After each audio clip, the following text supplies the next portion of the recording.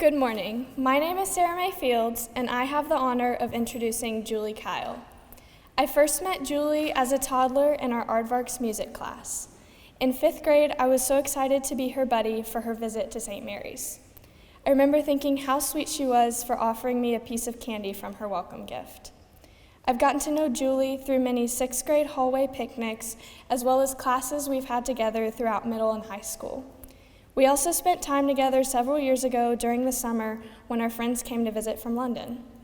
Julie is a kind, calm, and funny person, and my fellow classmates and I can agree that our grade wouldn't be the same without her. And so, without further delay, I give you Julie Eris Kyle.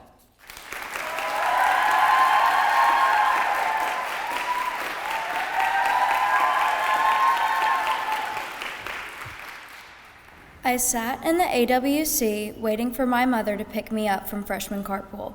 She was about 20 minutes late, and I was slowly getting frustrated. Finally, I saw the white Subaru pull up. When I got in the car, she proceeded to tell me my grandpa had fallen and was in the hospital. My heart sank. I knew this was serious. Christmas was a month away, and I needed him to be able to come home.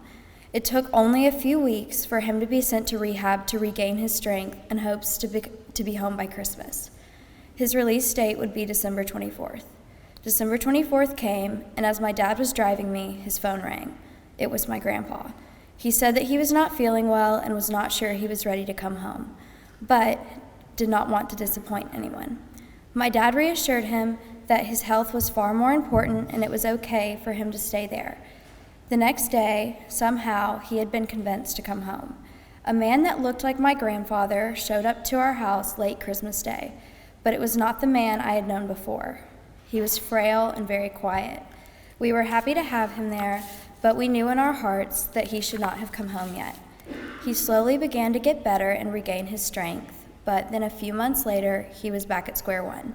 All progress had been lost, and so, for the next 2 years, he was in a cycle of going to the hospital, then to rehab, and then to his house, only to be sent right back to the hospital. Yet, somehow, through all of this suffering, he never failed to find a way to make a joke or smile. In Albert Camus' myth of Sisyphus, Sisyphus was punished by Zeus for eternity. Sisyphus would have to roll a boulder up a hill, and every time he got it to the top of the hill, the boulder would come crashing down in a never-ending cycle. Camus ends the story by saying, one must imagine Sisyphus is happy. But how can Sisyphus be happy when he never will actually complete the task he was forced to do?